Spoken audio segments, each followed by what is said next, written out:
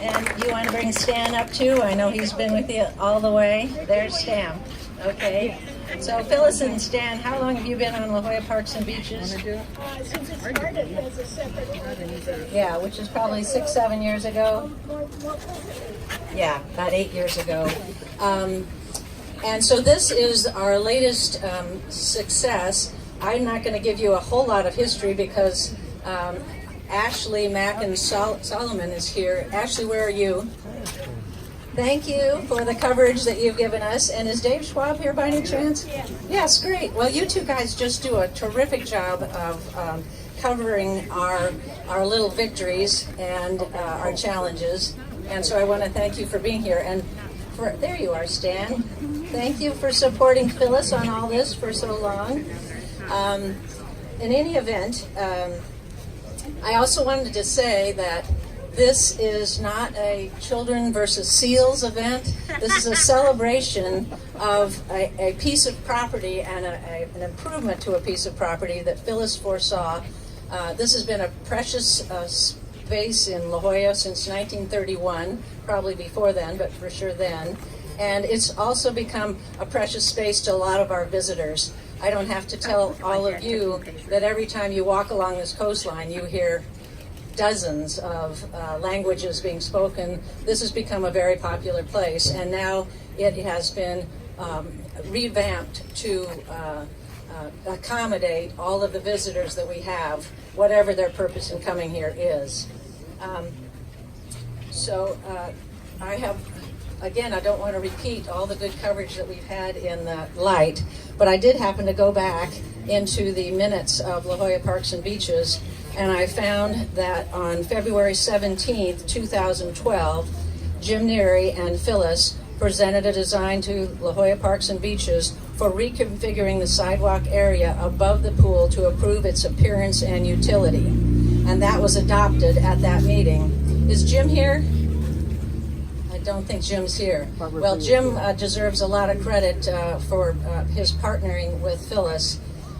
So over the years, Phyllis, and this was before my involvement with La Jolla Parks and Beaches, so again, I'm not the authority, but I know Phyllis raised a lot of money and went through a lot of process. And one of the things I want to do is recognize the donors that Phyllis, hopefully that you're here. Do I have a show of hands from some of the donors that? Yeah, okay. Yeah. Terrific. Well, thank you for your generosity. One of the things that, one of the points I want to make is that the fact that we have 501c3 status has enabled us to do a number of these projects, which we just couldn't do if we didn't have that little tax advantage. We've done some work down at Whaleview Point. Judy here has done all the planning for the restrooms that are going to go in next year. And all of those things required some planning and some money to do the planning. So we are grateful for the empowerment that we have with our tax status. So my first personal contact with this project was when I was just elected president, and that was in early 2017. And at that point, I thought I'd better get to know this project better than I had previously followed it. And so we met with Phyllis and we met with the city engineers, and the litany of things that the city engineers said were obstacles was daunting.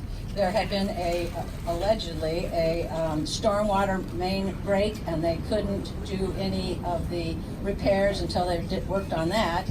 They told us that this wall was historic, and that would affect all of the plans.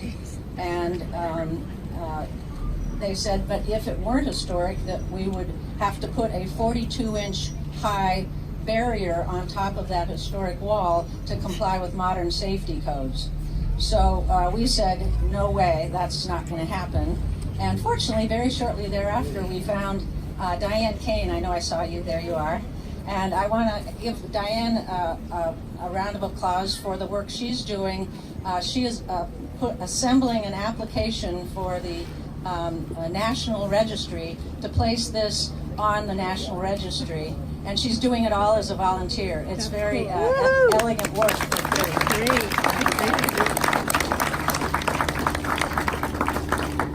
So,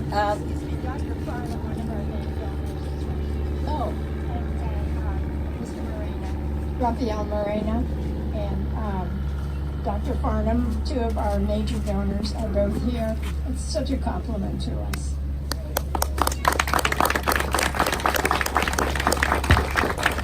and let me say, I'm only standing up here because Phyllis asked me to.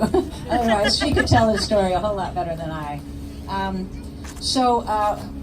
Over the years, we worked with various departments, actually, of the city. And I want to also recognize our partners. Oh, good, you're here. I'll be with you.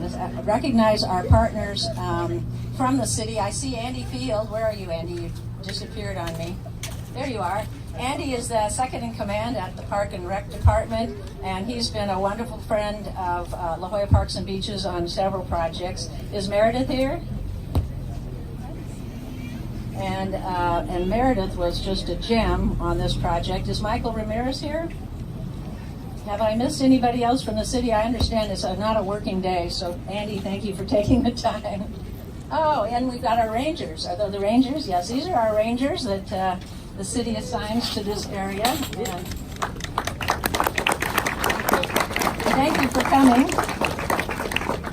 Well, again, the thing we really want to celebrate here is what ended up, it took a long time, but we were able in the last 2 years to kind of get it on the right track. And so it ended up being a really cool partnership between city staff and our volunteers. Oh, and I want to thank, I know he's not here, but Dan DYNES and Meredith. When we put this plaza in a few weeks ago, we noticed that the Belvedere was a little tired looking, and the city figured out, probably Andy has something to do with that, figured out how to find the paint and the workmen to bring it up to the snuff of the rest of the project. Yeah, I'm gonna get there. So, in addition to celebrating Phyllis and Janet and city employees and our volunteers, I want to also shout out, in fact, one of the things we added on that meeting in early 2017, besides taking out the working on this wall, we asked the city, in fact, while we were meeting with the city, two guys came over and on bicycles and leaned their bikes against the old ugly natal plum plant so they could go look over the wall. And we said, boy, you know what, we really need a bike rack here because we need to encourage people to show up by bike, and of course now they're showing up by scooter. But at any event, I want you all to take a minute to be sure and look at our bike racks. These were developed, Janet and I drove all over the city looking at different models for a bike rack. And again, Michael Ramirez was so cool about finding a bike company that would make these for us, and then they said, oh, they might be too expensive, and we worked with his department to trim the costs. And so be sure and go look at those, and please a round of applause for Janet